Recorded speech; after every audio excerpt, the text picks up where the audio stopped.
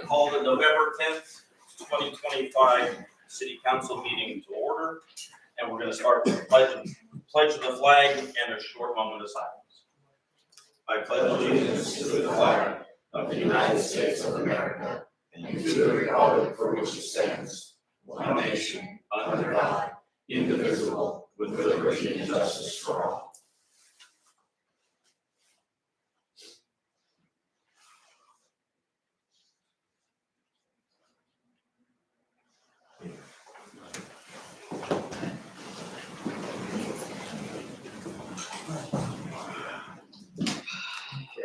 Roll call, please.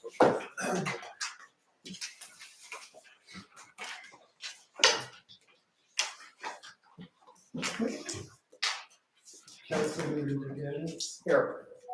Councilwoman Warrior. Here. Councilwoman Harden. Here. Councilwoman Taylor. Here. And Mike Landry. Mayor McLaughlin. Here. All present in the calendar for this meeting tonight. Next, we have presentations.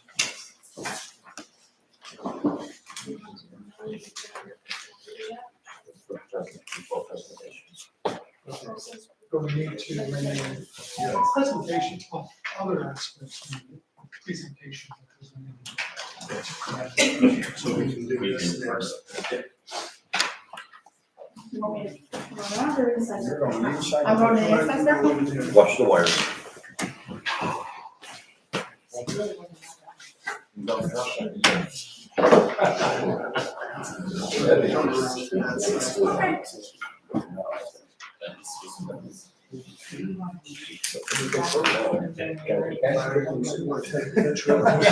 Are you scared?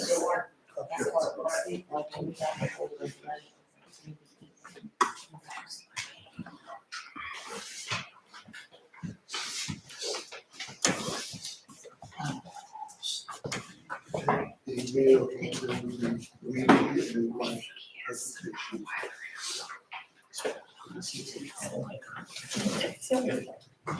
Sharing service.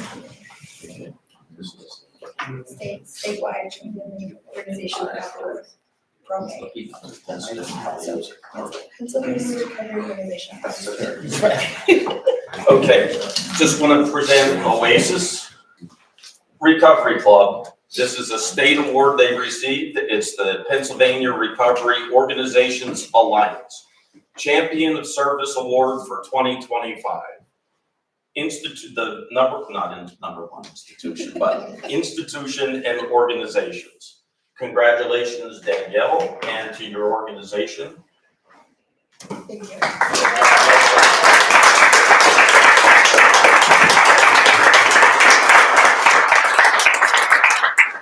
We appreciate everything you guys do. Thank you. Have the box. Okay. Don't forget to break it. Great job. Good job. Thank you. Congratulations. Yeah, so, This is for long.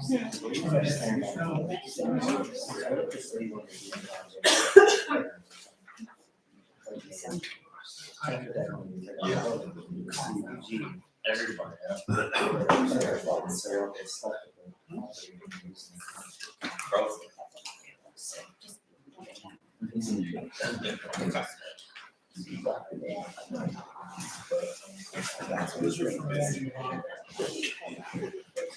Thank you. Yeah.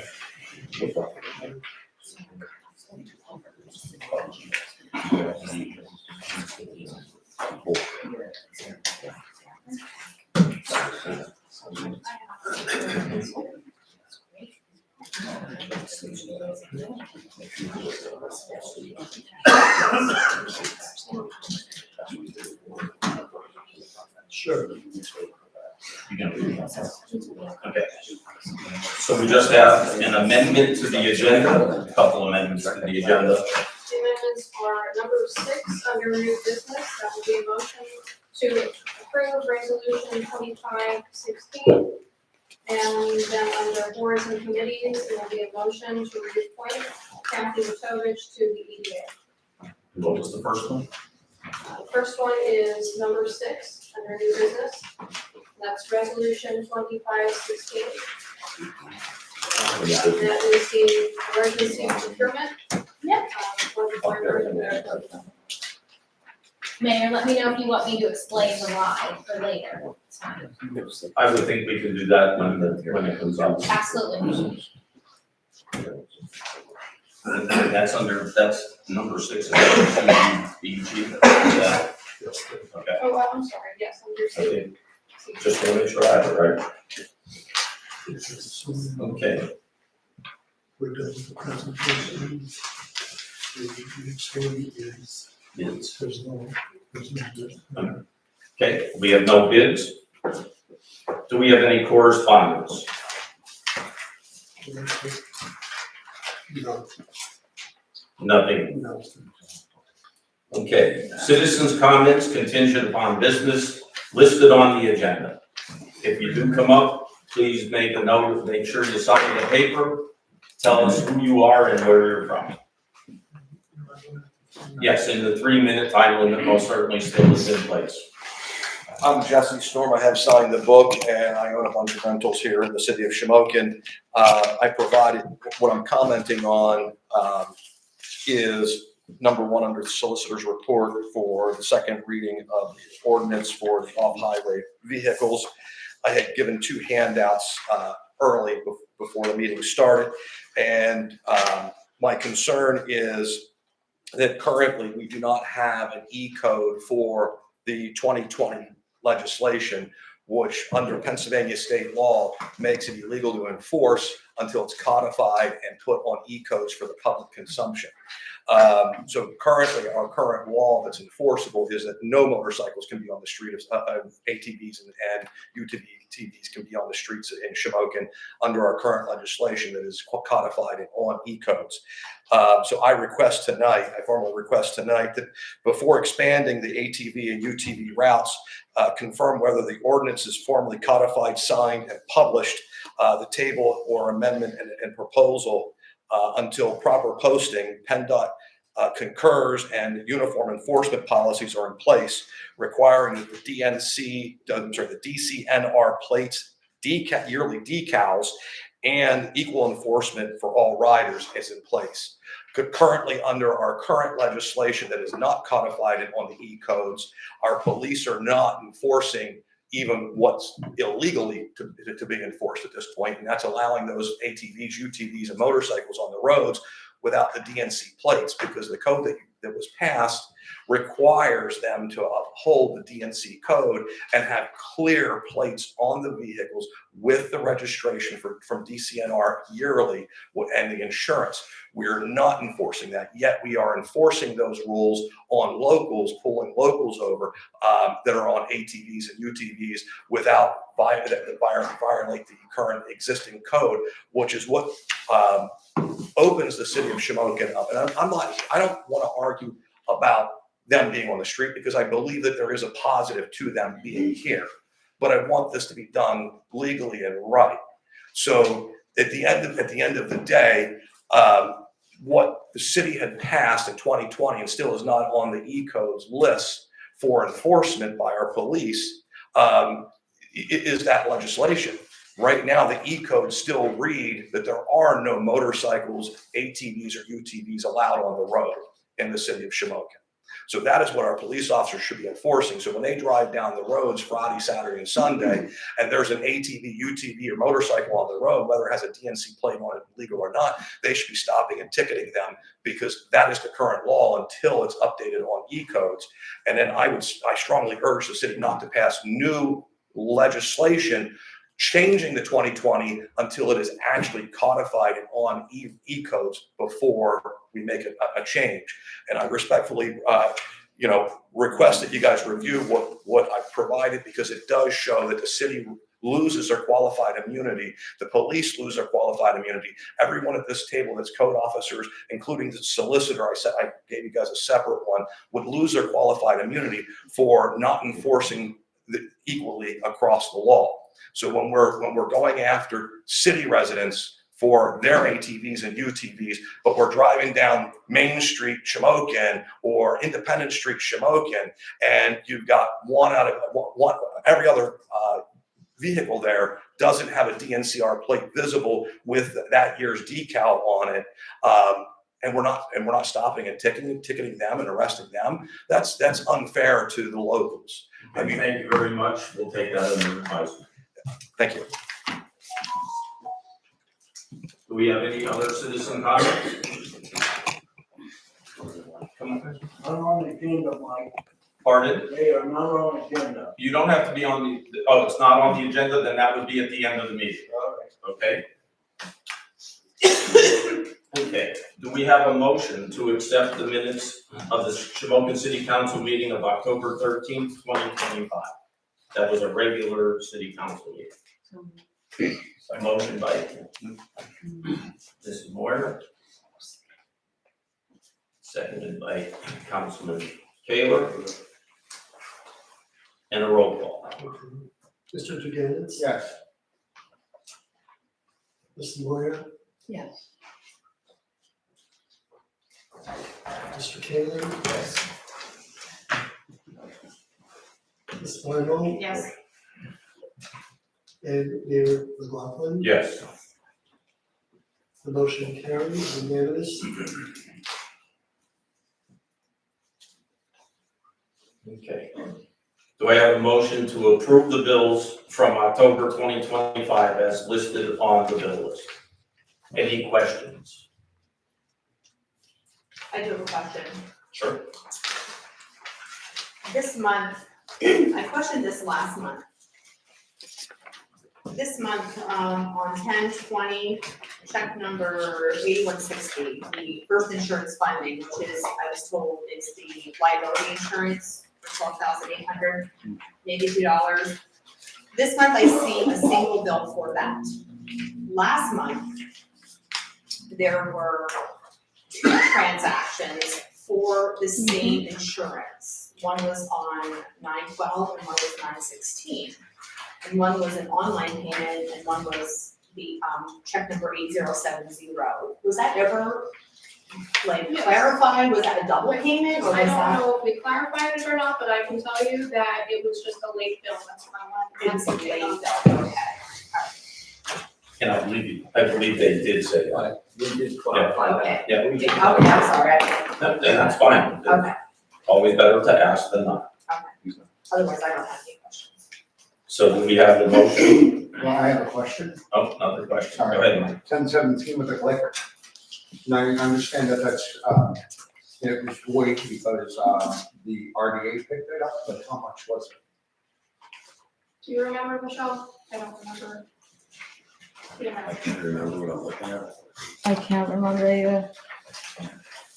Like a few hundred? The check was just voided and they picked it up. Yeah, it But the was for RDA repair. paid it, but They that did, it will come out of their account. I was just curious. Yeah, they That's all. all- Yes, Yeah, I I know. won't affect the city. I was just curious how much it cost. Okay, thank you. Okay, so we still need the motion and a second. Who made the motion? We didn't get there yet. We were still on the vote. Okay, I'll make a motion. okay. You have a motion and a second. Mr. Duganitz? Yes. Mrs. Moyer? Yes. Mrs. Barlow? Yes, Mr. Kaler? I'm abstaining. You abstain? Mhm. Okay. And Mayor McLaughlin? Yes. We have 1, 2, 3, 4 days, 1 abstention, the motion carried. To that, be unanimous. Okay, yeah, thanks. So director's reports, accounts and finance. The first report that I'm reading right now is from the treasurer's report from August, beginning with the total general fund balance as of September 1st, $1,079,731.72. Total motor license balance, $313,056.27. Total library balance, $201,735.65. Total sinking fund, number one balance, $355,289.55. Total sinking fund, number two recreation balance, $428,236.96. Total street lighting balance, $5,647.73. Total American Legion balance, $300.53. Total neighborhood mitigation fund, $49,277.10. Total code department credit cards, $4,121. Total police department credit cards, $1,124.26, for a total balance in all accounts to September 1st of $2,438,520.77. The second report that I have is from September, from our treasurer's report. And we'll start with the total general fund balance of $1,225,880.38. Total motor license balance, $303,068.53. Total library balance, $200,270.06. Total sinking fund number one balance, $355,289.55. Total sinking fund number two recreation balance, $268,346.29. Total street lighting balance, $4,123.45. Total American Legion balance, $341.92. Total neighborhood mitigation fund, $55,537.03. Total code department credit cards, $5,261. Total police department credit cards, $1,366.26, for a total balance in all accounts to October 1st, $2,419,484.47. And these are respectfully submitted by our treasurer, Brenda Scanlon.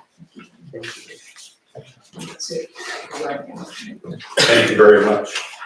Parks and public buildings. Okay, well, the Halloween parade in Pep Rally, they went very well, no complaints, and thank you all for helping out with that, I think they went well. Sorry, Bob, we got coal bucket back again. Food distribution, it started back up for CSO, and I want to thank CSO, my volunteers from Victory House and Susan Ward doing a phenomenal job. We're hoping to keep the food distribution going. It was really rough. We were averaging around, before we had to close down, before the state shut down and then the government shut down, we were really worried about getting the food out to the people. And we were averaging around 125 people before we shut down. We opened up after 2 months hiatus, and we gave out 317 different individuals came into our area looking for it. I mean, Mr. Slavy knows that we were using the one area there for the shelving and everything. If you walk into that area now, it is bare, and there is a need. And out of the 317 individuals, 200 of them were new people that came in looking for it. This is a big urge, and we were worried about the SNAP benefits going on and the uncertainty with the holidays. We are having our next one on the 21st. That's the Friday before Thanksgiving. We're hoping to get some stuff there to just, it's not going to be as big as what everybody was used to, but at least we can do something. But I also put out on my own personal Facebook page, and I asked the city if they would help me out with this, and that is, people are looking for food right now. in this area. So if you go shopping for Thanksgiving or whatever, and you are looking at picking up a can of yams, can you possibly pick up two and drop one off at your food shelters? Oasis has one. I believe you could drop it off at Oasis. Manna for the Many. We have many other food distribution plants. Michelle and Val and everybody down there, they have a whole list of where, if anybody's in need of food, that they can stop in at City Hall. There's an entire list there that you can go. And they will get you to the right people. So, not only for the people that are in need, but I'm asking people that if you can, please donate. Please donate, because this is hitting everyone. Like I said, I was there, I show up to these things, and these are people that are actually, they work 9 to 5. And they're still looking, it's not a handout, it's a helping hand. So please think of that. On a lighter note, Legion repairs have started. I guess, Betsy, I won't steal your thunder there, but I thank you so much. The heaters, I was talking to Kevin today, we're still dealing with the boiler issue, but we're gonna get it solved, hopefully before winter. And that hurts Oasis, but we're gonna manage it when it's on our radar. Let's see, planting of the trees will start this Friday at Volunteer Park. We were donated 10 bare root trees. Thank you to the Shamokin Community Gardens. And with the assist of the Shamokin Area High School Environment Club, they will be planting them starting 10:30 in the morning at Volunteer Park. They're going to be planting 7 more trees over there, and as well as 3 other trees will be planted over on the Sunbury Street Pocket Park. Our street department went out, and all they had to do is just auger the holes, so that helped them out. And that's thank you to the Shamokin Community Gardens for doing that, our street department for assisting, and the environmental club. Let's see. Oh, big one is Friday. We're going to Bellefonte. The Shamokin area football team is going to Bellefonte. Katowice has graciously offered to use buses. They're looking to fill the buses. $20 per person. If you don't want to drive to Bellefonte, contact Katowice 8 a.m. after 8 o'clock, and let's fill the buses and show some support to our kids as they go on to Bellefonte. December 6th, you will see in your packets, this is one of the things that we approved the request last year for the downtown Christmas parade. Okay, but there's actually going to be, I'm looking for an amendment. Is that correct? An amendment to that. You will get them in your packets today. We approved it last year with Jeannie Schaefer.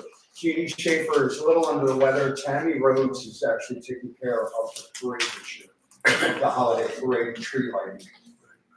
These residents have to talk. Mr. Gons, is this a reference to changing the route? Yes. Okay, Kevin did Yes. call me today about it, and I think what's gonna be as easy to do direct.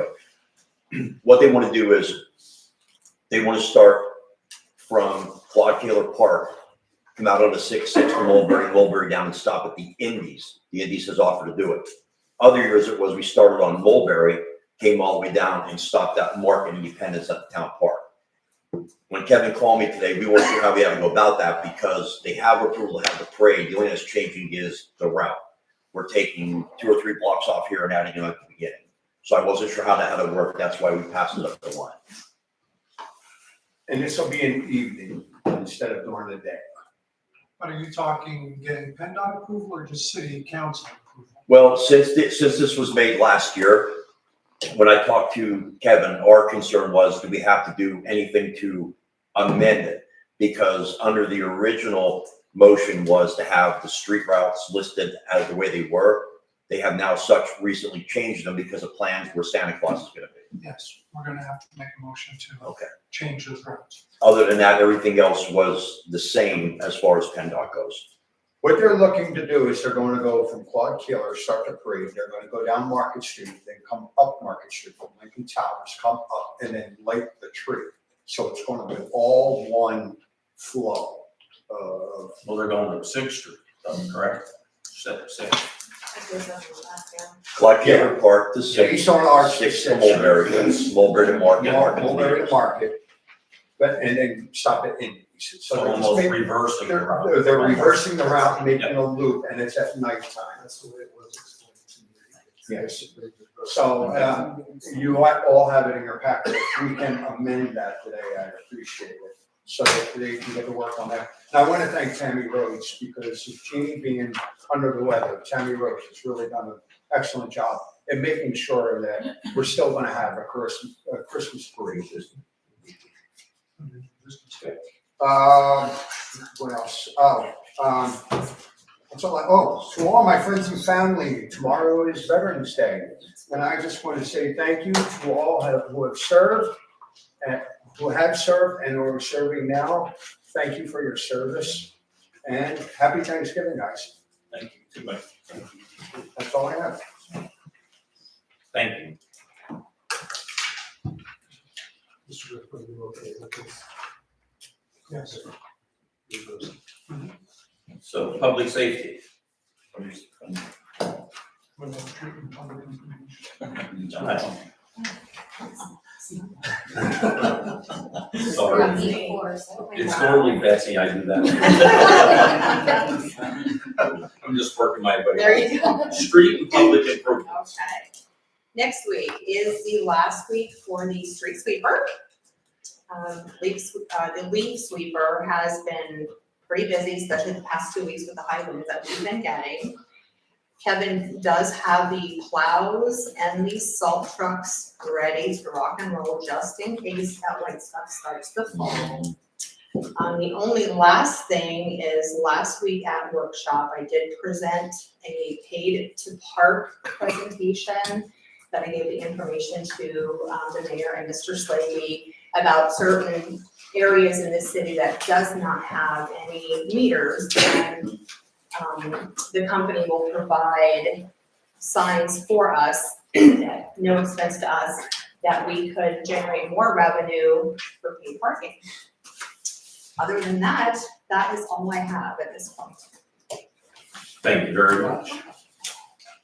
Now, public safety. So for the code enforcement revenue for the month of October, revenue collected is $5,872.42.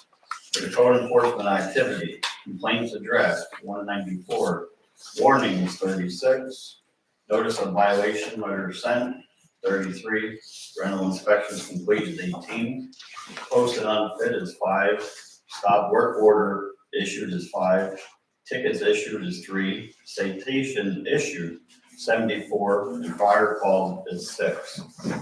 For Shamokin Fire Bureau, for fires is 4, for a hazardous situation is 8, incident type undefined is 4, medical is 7, no emergency is 5, public services 8, for rescue is 3. And for the grand total is 39. And then I have a few things. Okay, so one of the things I had was for the building up by Kevin's. I was trying to figure out where we're at with that yet, for the old bakery up there on Pine Street. Yes. Yeah, I didn't know where we were at with that building is. They met with the engineer. Bruce, correct me if I'm wrong. They met with an engineer last Thursday or Friday. I spoke a little bit with Kevin regarding it. He seems to be content. There was also a lot of discussion, which I haven't because of my illness, been able to talk with him too much, but Mr. Fagley, he was on site, Bruce was on site. I don't know, Chief Psycho, were you there? No, I wasn't there, I'm sorry. But from what I'm able to, Mr. Kaler, get from them, it went very well. And it certainly was worth the time, because we had to reschedule that a couple of times. Right, and that's why I was wondering how we, okay. So that went very well. Okay, also, I wanna ask about starting billing for like the fire call. Getting that somewhere started, like, billing, for going to different things. I mean, not every little thing, but trying to get a bill going to, like, when we use the oil dry and the gas. And I mean, there's gotta be something we can do to help these guys get some kind of money. That's a very, very good idea. We'd have to come up with some kind of a standard form, for these to be completed. Could you I think please? we have to do it by ordinance. Okay, Oh, they can make an ordinance for that too. Yes. my suggestion, if we could find out, okay, is speak with the guys from the fire department, if they can possibly obtain, some sample ordinances from other communities. Mr. Slavy, I'll give him Mr. Cable, we can give him Coleman's. We've been doing it for some time now, I'll give everything. I work for you. Now, question for you, these bills that we send out to insurances, et cetera, the money that we get for them, can that be deposited into an account strictly for the fire department? It has to be. Instead of a general fund. Right. I mean, that's what I was The, gonna say the too. wording on it is replacement of used equipment, Okay. but there's actually, I'm not worried, there's a company, I'll get everything by Friday to you. Okay, We have the whole packet, it breaks down billing and what it costs and how you get out with insurance and stuff like that. I'll get it to you by Friday. It's an easy packet, you know right where it's at. thanks, chief. Yep. Okay, the cold weather's coming, do we have anything, like, I don't know if Mike has anything on that end, with the churches giving out, like, when it gets cold out for the homeless, or? I did not hear anything yet. As soon as I find out, I will let everyone know. Yeah. I know a lot of them are they get a little worried unless somebody yells code blue. Right, And right. As soon as somebody from the city says code blue, then that gives them a little bit more leeway. Yeah, I figured you were usually the first person to ask that, so Oh, that's why I was. you know, it'll be coming soon. Last year, First United, did declare that they were a warning station. Yeah, I think it was that, And yes. I know there were others, but. Okay. I know that. Do we have criteria for